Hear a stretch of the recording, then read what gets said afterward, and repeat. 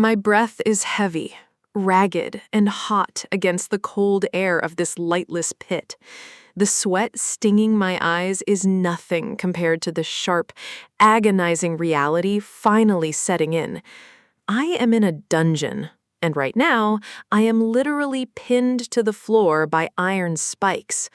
High above, the others look down into the dark, their faces twisted with a mix of horror and frantic desperation. They can't help me. They won't help me.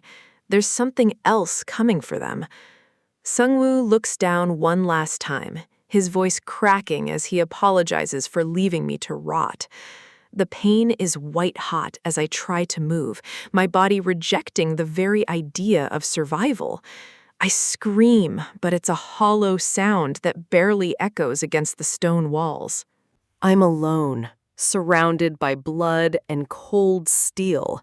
This wasn't how things were supposed to go. My senses are dulling.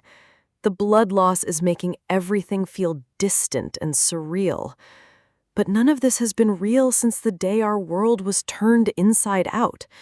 Just 1 month ago, I was a normal guy, walking down a normal street, worrying about normal things. Then, the air itself seemed to glitch, a static hum vibrating through my phone and into my bones.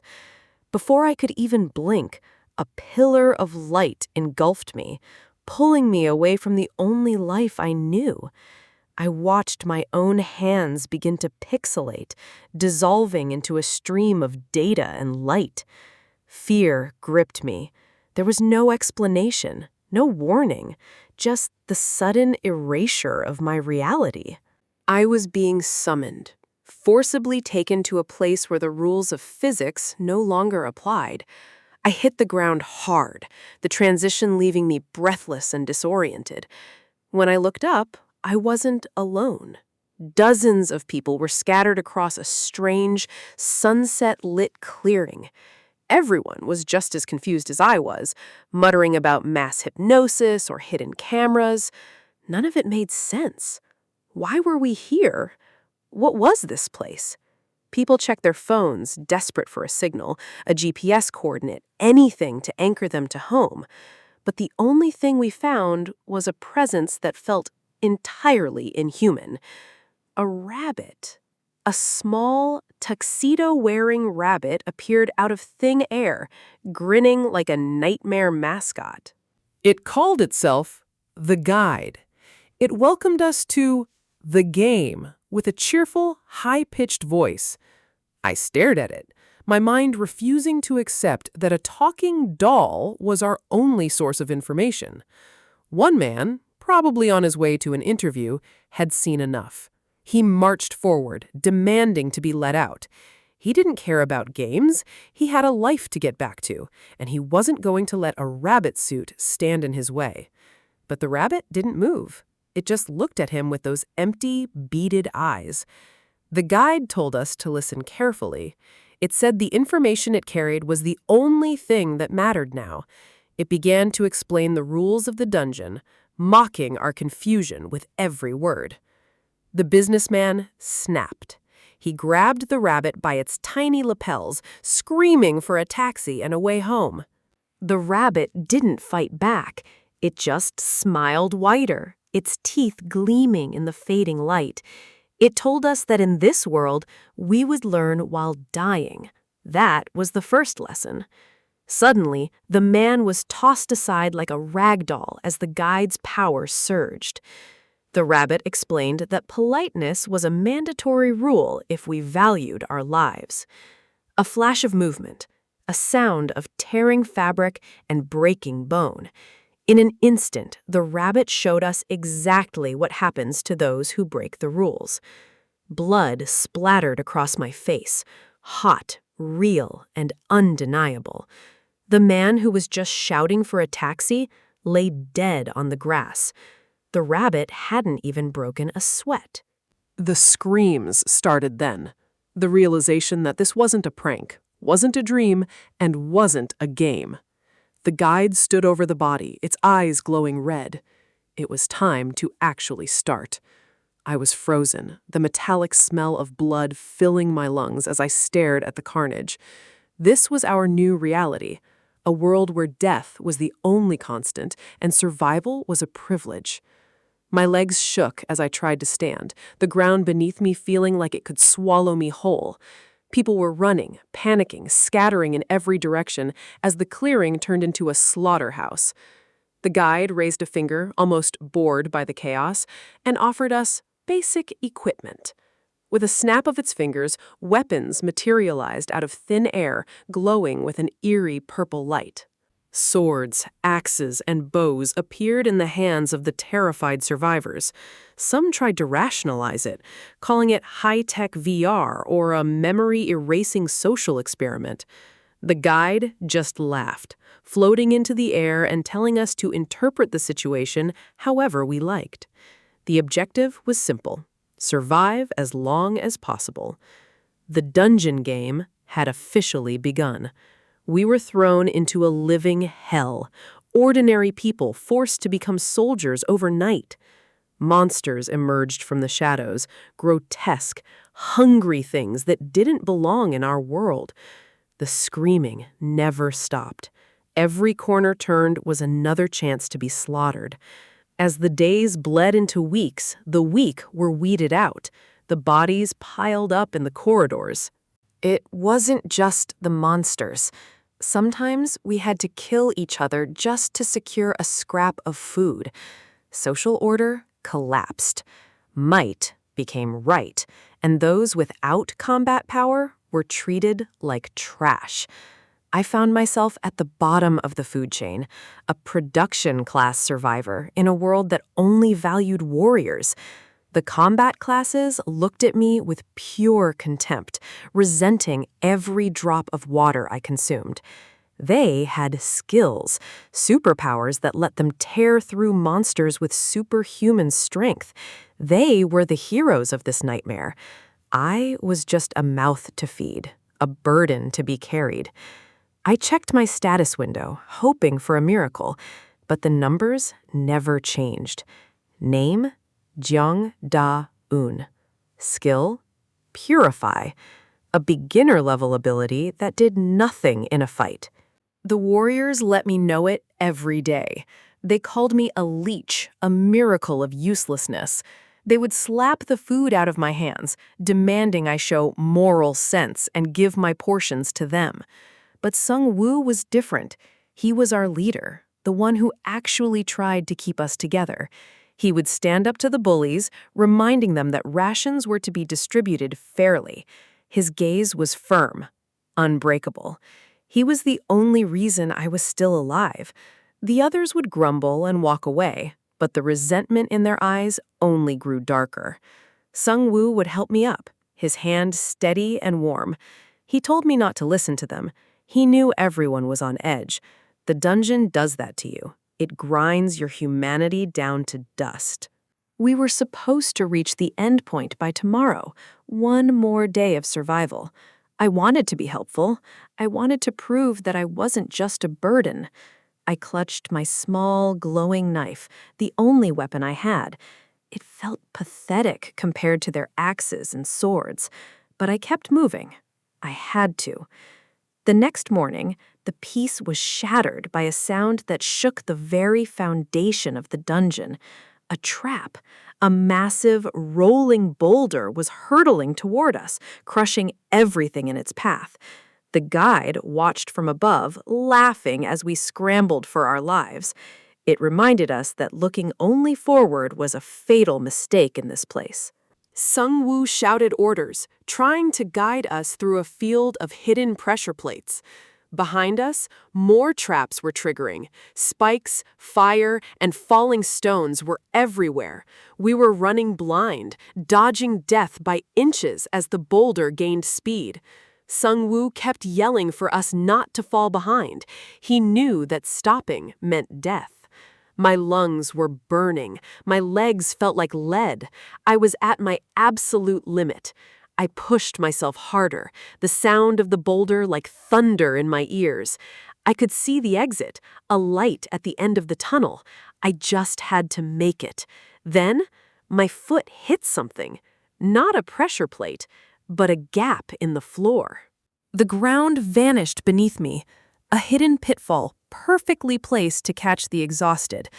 Time seemed to slow down as I fell, the faces of the others blurring into the distance. I hit the bottom with a sickening thud, the air forced out of my lungs. I heard Songwoo scream my name, a sound of pure, helpless agony. The rabbit guide appeared at the edge of the pit, cackling at the amazing effect of the seventh trap. It looked at me with mockery, stating that this particular trap had a survival rate of 0%. Songwoo stood there for a split second, the boulder almost upon him. He had no time left. He looked at the pit, then at the death charging toward him. He had to choose. He turned and ran. He had to save the others. He had to survive. The guide chuckled, delighted by the cold-hearted necessity of survival. It mocked Sangwoo, calling him heartless for leaving his friend behind. And as I lay there, bleeding out on the spikes, I realized I was finally, truly alone. I can hear them celebrating, the heroes above me and that twisted guide who treats our lives like a game. While they cheer, I'm rotting in the dark. In this dungeon, if you fall, you're forgotten. I'm lying at the bottom of a pit, listening to the survivors move on while my own life slips away. My blood is cooling on the stone, my sword out of reach. This was supposed to be the final moment of a very short, very brutal story. Is this really how it ends? Just another nameless corpse in a world that resets its victims every hour? Seung-woo and the others, they were the stars. I was just the production-class nobody who did their chores. And now, I'm the one who didn't make the cut. High above, the battle reaches its peak. They're facing the stage boss, the mountain of stone that stood between them and freedom. With one final desperate surge of strength, the hero strikes. The earth itself seems to groan under the impact. It's over. They've done the impossible. They killed the boss. For a fleeting second, I feel a spark of hope that maybe, just maybe, we all get to leave. Then that rabbit appears, the guide. He floats down like he's watching a theater performance, clapping his hands with mocking glee. He praises them, especially Singwoo, for being so astonishing, even with the injuries they've sustained. To him, our pain is just high-quality entertainment. Singwoo doesn't care about the praise. He's exhausted, broken, and just wants to know one thing. Can we go home now? The rabbit's smile doesn't reach his eyes. It's a look of pure, predatory confusion. Home? Why would anyone want to leave so soon? His face twists into a wide, terrifying grin. This wasn't the end of the journey. It was just the warm-up. The silence that follows is heavy. They've given everything they had, and the game is telling them it wasn't enough. Stage 1 cleared, he chirps. He says it so casually, as if he hadn't promised them freedom for defeating the boss. The survivors are paralyzed. They're realizing that the exit they fought for doesn't exist. There is only the next stage. The rabbit acts like he simply forgot to mention it, a small oversight in a game where the stakes are life and death. He laughs at their shock. To the administrators of this dungeon, we aren't people, we're just pieces on a board that hasn't been cleared yet. It's not fun if it ends in one round, he says. He expects them to keep playing, to keep dying for the sake of the game. He tells them there's no time to lose. The gates are opening, and the next nightmare is already waiting for its next batch of blood. But even a cruel game has its rewards. He offers them a clear bonus to ensure the show can continue. They're all on the ground, bodies pushed past the point of no return. They can't even stand, let alone fight another stage. Hocus pocus, the rabbit chirps, waving his hands. A surge of magical energy begins to flood the chamber. Golden light erupts from the floor, washing over the survivors in a wave of impossible heat and restoration. They watch in disbelief as their flesh knits back together. Scars vanish, broken bones snap back into place, and the exhaustion evaporates. Sungwoo stares at his hands, feeling the strength return to his limbs. It's a miracle, but one that only serves to drag him back into the meat grinder. The rabbit is delighted. The pieces are repaired. The game can resume. He asks if they're satisfied now, as if healing them makes up for the hell he's putting them through. But the light doesn't stay above. Deep in the darkness of the pit, that same golden glow finds me, seeping into the shadows. A system window flickers to life before my fading eyes. Stage 1 clear rewards, survivors complete recovery. The jagged wounds on my arms begin to close. The internal bleeding stops. The coldness that was claiming my heart is replaced by a burning vitality. I should be dead. By every rule of nature, I should be a corpse. But the dungeon's own rules just brought me back from the brink. The light flares one last time, a blinding burst of systemic mercy that leaves me gasping for air. I'm whole. I'm alive. I look at my hands, trembling not from pain, but from the sheer impossibility of what just happened. Then I hear it, the rabbit's voice announcing the start of Stage 2. The survivors are leaving. They're moving on, and they have no idea I'm still here. I scream at the top of my lungs, begging them to wait, to look down, to see that I'm standing in the very pit they left me in. The circle of light above is my only window to the world, and it's getting smaller as they walk away. No one looks back. The silence that follows is deafening. I'm alone in a tomb that was supposed to be my grave, but now it's just a room I can't escape. What am I supposed to do now? I'm a production class survivor with no combat skills, trapped in the bowels of a resetting nightmare. Then the ground begins to shake, a low, mechanical rumble that vibrates through the soles of my boots. Something is happening. Another notification pops up, chilling me to the bone. The dungeon is resetting. I watch as the blood on the floor, my blood, begins to dissolve into thin air. Every trace of the struggle is being erased. The stains on the walls, the debris from the fight, it's all vanishing. The stage is being scrubbed clean for the next group of victims. The traps are coming back, the spikes are resetting. The dungeon is a machine, and it doesn't care that there's still a player inside the gears. I realize then that the guide mentioned previous players. This pit has seen hundreds like me, and every time it resets to catch the next one. If I stay here, I'll be crushed or impaled by the very room itself. I have to find a way to break the cycle before the reset is complete. I stand among the rising spikes, clutching a stone. If this place is a machine, then machines can be jammed. I just need to find the right spot.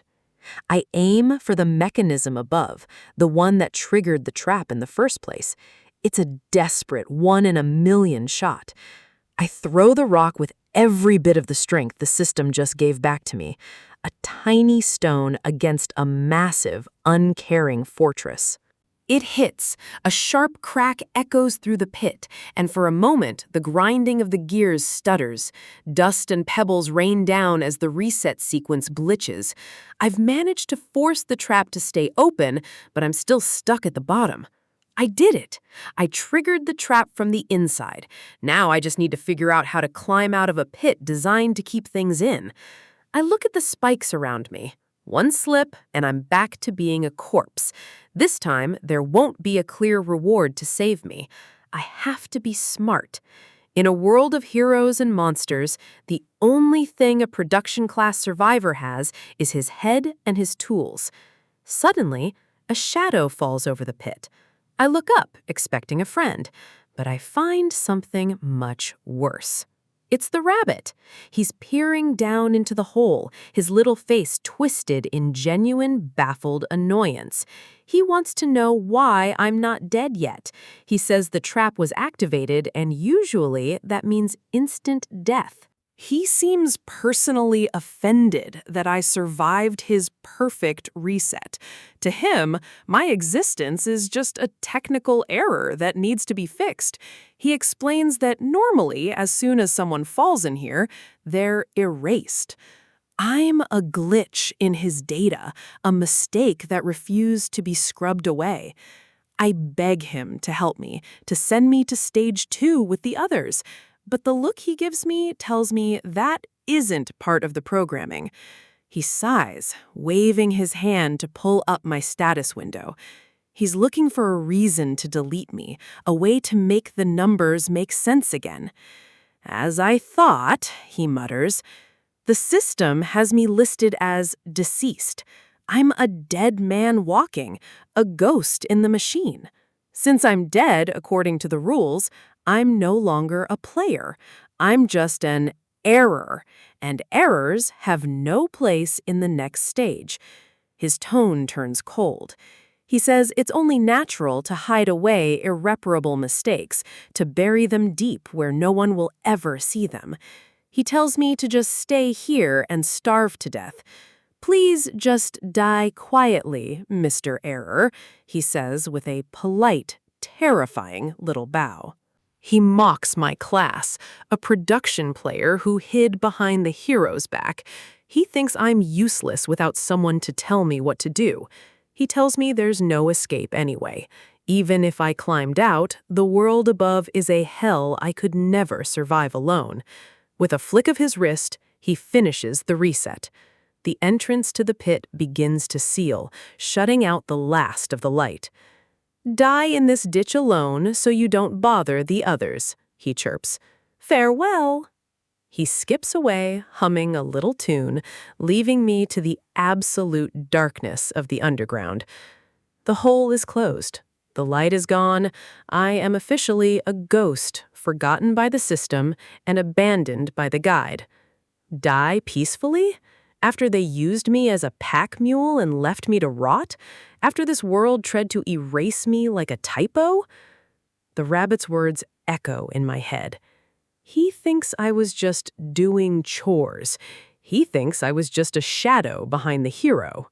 They all looked down on me, the fighters, the mages, the ones with the real skills. They thought I was just the help. They have no idea what it takes to be the one who keeps everyone else alive. They have no idea how much I've seen. I open my inventory. It's not empty. While they were busy being heroes, I was busy gathering. Meat, water, tools, supplies. I have everything I need. I grip my bone hammer. This pit isn't my grave. It's my workshop, and I'm going to build my way out of this hell. You want me to starve? Watch me. I'm going to survive no matter what. If the system says I'm dead, then I'll just have to rewrite the rules myself. In a pit designed to be my grave, I've managed to find a strange sort of comfort among the bones of my last meal. I'm stuffed.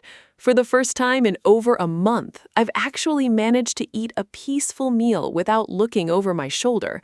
It's ironic. This death trap feels like heaven compared to the nights we spent being hunted by monsters on the surface. But I can't just rot here. No matter how quiet it is, a hole in the ground is still a prison. The ceiling is impossibly high, and the walls are solid rock. Going up isn't an option, especially with a monster den waiting at the top. But looking at the floor, I realize something. The rules of this world are rigid, but they aren't perfect. The ground isn't stone, it's soil, and soil can be moved. If I can't climb out, why don't I just dig my way out? If I dig deep enough and curve the tunnel, I could potentially bypass the dungeon walls and come out far away from the monsters. It sounds reckless, maybe even a little insane, but in a world that wants me dead, sanity is a luxury I can't afford. Whatever, it's not like I have a better plan, and anywhere is safer than this pit. Phew, this is grueling work. Manual labor in a high-stakes survival game wasn't exactly what I expected. Strangely, I find this pleasing. Maybe I finally lost my mind after being in so many life-threatening situations. My hands are taking a beating, but if this is the price of my survival, I'll pay it gladly. Ugh, the more I dig, the more the loose dirt threatens to bury me. I'm going to end up suffocating in my own escape tunnel at this rate. I need a way to manage all this waste. Wait, I'm thinking like a normal person, not a player in a system. I have an inventory. It's meant for loot and gear, but the system doesn't specify what counts as an item. If I can store a sword, why can't I store the earth itself? It worked! A lump of soil, digitized and stored. This inventory is more practical than I ever imagined. Now I don't have to worry about being buried alive. The digging process is about to get a lot faster. With the inventory acting as a vacuum for the debris, I can push forward with everything I've got. It's satisfying to see the progress. This is 100 times better than running around like a headless chicken just to stay alive. Suddenly, the air around me begins to hum with a strange golden light. What is this? A new skill? Now, of all times? The system is reacting to my repetitive actions. My first achievement is manifesting right before my eyes. It's a whole new sensation. I feel a surge of power that makes me feel like I could tear anything apart. I collapse as the energy settles, my body trembling from the sudden transformation. Damn it, that took everything out of me. I check the skill, hoping for something heroic, something that can kill monsters in a single blow. Earth lumping expert? You've got to be kidding me. I'm fated to have absolutely no combat skills. I guess I'll never be like Sengwoo. He was a real player, a natural-born fighter. He even lost his arm trying to save a burden like me. Thinking about it now makes my chest ache. I hope he's safe out there. He's not the type to die easily, but the dungeon is cruel to everyone. I can't just mope around. I have to make do with what the system gave me. Let's see just how expert this skill actually is. Earth lump. In an instant, the loose soil in my hand compresses into a perfect, hardened sphere. Wait, this is actually incredible. The density, the precision, it's not just a ball of dirt. Meanwhile, the architect of my misery returns to check on his handiwork. The rabbit guide hops to the edge of the pit, expecting to see a silent, dark tomb. He sighs with fake sympathy, pretending he actually wanted me to die quietly like a good little sacrifice. He peers down, wondering if I've finally stopped struggling. He chuckles to himself, assuming I've just been wasting my energy in a futile attempt to survive. But as his eyes adjust to the darkness, his smug grin completely vanishes. The tunnel is massive. It's a work of engineering that shouldn't be possible for a single starving human. His curiosity gets the better of him, and he leaps down, following the trail I've left behind. He mutters to himself, confused by how a weakling could suddenly become a master mole. He expects to find my corpse around every bend, thinking I must have collapsed from exhaustion, but the tunnel doesn't end. In fact, it's becoming larger and more refined the deeper he goes. He rounds a corner and freezes. Torches? Hand-carved wall sconces? Why is this so high quality? This isn't an escape tunnel, it's a corridor. And then he sees me. I'm casually walking through the passage with a plate of cooked meat in my hand. I stop in my tracks, just as shocked as he is. The guide? Hi? I didn't expect you to drop by for a visit. The rabbit is absolutely livid. He can't understand why I'm still breathing, let alone looking so healthy. He looks past me, his eyes widening as he sees what I've been doing with my useless skill. A bed. A real, solid bed made of perfectly compressed earth, shimmering in the torchlight, and a table, complete with plates and utensils. This place is better furnished than most inns. The rabbit stands in the center of my new home, his entire worldview shattered by a few lumps of dirt. He screams at the top of his lungs, "What the hell is this?" I turned his death trap into a luxury suite. In a world where every skill defines your worth, mine was considered the ultimate joke. Lumps of soil. That was it. While the other participants were likely out there slaying monsters and gaining glory, I was stuck at the bottom of a pit, mixing dirt with water. It felt more like being a potter than a hero, but in this dungeon, survival doesn't always look like a sword fight. I had to focus on every detail. If the system wouldn't give me power, I would have to craft my own security from the very ground I stood on. My only company was a tuxedo-wearing rabbit who wanted nothing more than to see me rot. He watched me work with a mix of confusion and pure disdain. I tried to play the part of a gracious host, carving up the meat I'd managed to secure. If I couldn't escape yet, I could at least maintain some dignity. The rabbit looked at the food as if it were poison. He couldn't wrap his head around why a dying man would bother with a proper meal. He reminded me that I was a production-class player, someone meant to handle food and supplies, not survive the depths alone. Then he noticed something different, the way I handled the materials, the efficiency of my movements. He realized I'd unlocked something new. I didn't want to give him the satisfaction, but the embarrassment was hard to hide when I had to name my secret weapon, Earth Lump.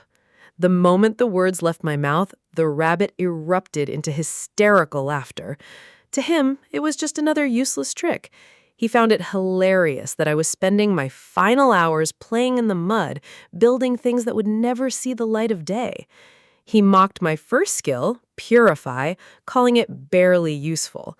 To the managers of this death game, utility is nothing compared to raw destruction. His laughter turned cold. He stood up, telling me that the fun was over. According to him, my time had finally run out. I felt a chill run down my spine. Was he finally going to finish the job himself? Was he going to kill me right here? But he just smirked. He wouldn't dirty his hands. He didn't need to. The dungeon rules were about to do the work for him. Suddenly, the rabbit perked up, looking toward the ceiling as if he could hear something far above us. A heavy, low rumbling began to vibrate through the stone walls. Something massive was shifting in the foundations of the world. The table shook, and my carefully prepared meal slid toward the edge. Panic flared in my chest as the very air began to hum with energy. The rabbit floated into the air, mocking me. While I was playing with dirt, the other participants had actually progressed. Stage 1 had been cleared. In any other game, that would be a cause for celebration, but here it meant something far more sinister. I stared up at him, my mind racing. If the stage was cleared, why was the ground beneath me feeling like it was about to dissolve? The furniture I had painstakingly crafted began to crack and crumble. The stone itself was rejecting my presence. I realized the horror of the situation. The dungeon has a fundamental rule that keeps it clean and challenging for every new batch of victims. The reset. I had been so focused on digging and building my little sanctuary that I completely forgot the world itself was temporary. Every tunnel I dug, every brick I laid, it was all slated for deletion. The dungeon was resetting itself to its original state. I scrambled to my feet, my heart hammering against my ribs. I had to move, or I'd be erased along with my creations. I sprinted back toward the pitfall trap, the only place that belonged to the dungeon's original map. The rabbit followed me, his laughter echoing off the collapsing walls. He thought my struggle was the funniest thing he'd ever seen. Rocks began to rain down from the ceiling. The tunnel I had spent days carving was turning back into solid earth right before my eyes. The entrance was still so far away. The deeper I had dug for safety, the deeper the grave I had made for myself. I pushed my body to its absolute limit, lungs burning and muscles screaming. I couldn't die like this, buried in the dark. The rabbit hovered just out of reach, taunting me for coming so far only to be crushed by the very ground I tried to master. He told me I should have just stayed in the pit and starved quietly. By trying to survive, I had only made my end more violent. He was relishing the moment, waiting for the final collapse to wipe my error from the system once and for all. Then the rumbling stopped. The dust began to settle, and the silence that followed was deafening. I stayed low, waiting for the final blow, but it never came. I looked around, blinking through the grit and debris. The walls were still there. The tunnel hadn't collapsed. I was still alive, and the space around me was intact. The rabbit looked even more shocked than I was. He stammered, unable to comprehend how the reset could have failed. The dungeon's most basic law had been ignored. This area hadn't changed at all. The reset protocol simply bypassed me. The realization hit me like a lightning bolt. My status as an error wasn't just a glitch in my stats, it was a glitch in the world's physics. The rabbit was losing his mind. He was the manager, the one who knew all the rules, and I was breaking every single one of them just by existing. He screamed in frustration. To him, I wasn't just a nuisance anymore. I was a threat to the entire order of the dungeon. I looked back at the messy, half-ruined tunnel. It was a disaster, but it was my disaster, and it was still standing. I started to understand the true power of being an anomaly. If the rules didn't apply to me, then I was the only truly free person in this hellhole. I survived the reset because the system didn't recognize me as a player to be moved or a part of the map to be restored. I looked at the rabbit, and for the first time, I wasn't the one who was afraid. He was the one backed into a corner.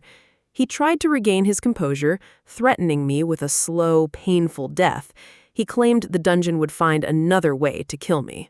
He listed off monsters and traps, trying to convince himself that he still had control over the situation, but his voice lacked the usual bite. He was just noise now. He was a manager who had lost his authority over a single, stubborn error. I asked him a simple question. If he wanted me dead so badly, why didn't he just do it? Why all the games and waiting? He hesitated. The panic in his eyes confirmed my suspicion. He was bound by rules just as much as the players were. He started ranting about not wanting to derby his hands, but I wasn't buying it anymore. I turned my back on him and started walking. He screamed at me, desperate for attention, desperate to maintain the illusion of his power. Bingo. I had found the limit. He couldn't kill me directly. He was a referee, not a player, and he'd already used his interference for this batch. The rabbit followed me, his heart racing. He knew that if his superiors found out he'd let an error survive this long, he was finished. His face twisted into a mask of pure terror. He had completely lost control of the narrative, and he knew it. The system only gave him one right to kill per batch of participants to maintain order. He had wasted it on the first day. He had used his power to scare the group, never imagining that one of the people he left for dead would become his greatest nightmare. I told him I was going to eat. I didn't care about his threats or his superiors. I was the master of this little pocket of reality. But as I turned away, a new sound began to drown out the rabbit's whining, a sharp, rhythmic dripping from the ceiling. I looked up, and my triumph vanished. The reset might have failed to erase the cave, but it had still caused massive structural damage. The stone ceiling groaned, and a massive crack spiderwebbed across the roof of the tunnel. Before I could even react, the pressure behind the wall exploded. A torrent of freezing water burst through the rock. I was swept off my feet instantly. The force of the flood was overwhelming, tossing me around like a rag doll in the dark. The rabbit's terror transformed into manic joy. The dungeon's natural elements were doing what the system's code couldn't. He laughed as I struggled to keep my head above the rising tide. To him, this was the perfect resolution to his problem. The walls were damaged from the partial reset, and we must have hit an underground water vein. My sanctuary was becoming a tomb. I reached out, desperate to grab onto anything, but there was only the cold, rushing water pulling me deeper into the cave. As the tunnel filled, I realized that even if you break the rules of the game, nature has a much more brutal set of laws to enforce. The roar of rushing water fills the chamber, a deafening sound that signals a very wet, very sudden end for anyone trapped down here. In this world, the dungeon doesn't just reset, it actively tries to find new ways to dispose of the survivors who don't fit the script. I break the surface, gasping for air as the cold current threatens to pull me back under. This isn't just a flood, it's a targeted execution. But I have one advantage the dungeon didn't count on, an inventory filled with things most people would consider trash. If the system wants to drown me, I'll just have to rewrite the geography of this room. I reach into my inventory, pulling out the fruits of my labor. I'm going to plug that water vein with everything I've got. It's me versus the pressure of the earth itself. One by one, the dirt lumps hit the water. It looks pathetic, like throwing pebbles at a waterfall. The rabbit watches from the safety of the upper ledge, his face twisted in a mixture of confusion and sheer disbelief. He asks if I'm serious, thinking I've finally snapped under the pressure of being the dungeon's only error. From his perspective, I'm trying to break a boulder with an egg. He doesn't understand the power of sheer, stubborn volume. A single egg might be weak, but what happens when you have thousands of them? The rabbit's ears twitch as the sheer scale of what I'm doing starts to register. He realizes that I'm not just throwing dirt, I'm unleashing a calculated landslide from the palm of my hand. He screams, demanding to know how many of these things I've actually stored up. He's starting to realize that my useless skill is a logistical nightmare for the dungeon. I tell him not to look down on me. In a world of combat skills, the man with the most resources is the one who survives. I hurl another wave of earth toward the breach, my muscles screaming from the effort. I'll stack this dirt until it forms a mountain if I have to. I am not dying in this hole. The impact is massive, a heavy thud of wet earth meeting stone, but the water is relentless. The pressure is too much. The round lumps just roll and shift, unable to find a grip against the force of the flood. It's not holding. The water is spraying through the gaps, laughing at my attempt to contain it. Damn it. The physics of the world are working against me. Round shapes are the worst thing for a dam. I pause, a thought striking me through the panic. The skill is called earth lumping, but the description is vague. It didn't specifically say the lumps had to be round, did it? In this strange world, the rules are often what you make of them. The rabbit thinks I finally lost it as I start shouting nonsense, but I'm focusing every ounce of my will on the earth in my hand. I beg the system to listen, to let me mold this reality into something I can actually use. I visualize the change, not a sphere, but something with edges, something that can stack. Change. The air shimmers with the effort of the skill forced into a new form. It worked. The lump in my hand is gone, replaced by a solid, heavy brick, the first step toward building my own safety. The rabbit's eyes go wide. He's never seen a basic production skill evolve like this on the fly. I begin firing the bricks into the breach. They interlock, creating a wall that the water can't simply push aside. He actually blocked it. The roar of the water fades to a trickle, defeated by a pile of rectangular dirt. I slump against the wall, drenched and exhausted. I really thought the dungeon had me that time. The rabbit hops down, looking frustrated. He tells me if I'm tired, I should just give up and die already to save him the trouble. I tell him how awful that is to say to someone who just stared death in the face. He just calls me persistent, his annoyance masking a growing fear of what I'm capable of. He stares at the wall I built. It's a miracle of improvised engineering, a solid plug in the dungeon's intended trap. He can't believe a simple earth-lumping skill did this. It's something even combat specialists would struggle to achieve through brute force. His face darkens. He realizes I'm dangerous, not because I'm strong, but because I don't follow the logic of his world. But I'm already on to the next thing. I call him over, my excitement returning as I look at what I've created. I was worried about running out of water, but the dungeon just solved that problem for me. I have a pond now. The rabbit warns me it's likely toxic, filled with dungeon filth that will rot my insides. He goes on a graphic rant about the stomach aches and diarrhea I'll get if I touch it. He really wants me to suffer.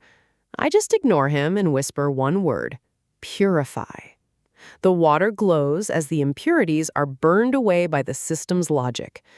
The rabbit is shaking with rage. I've turned his death trap into a clean, drinkable water source. He calls me a hateful son of an error.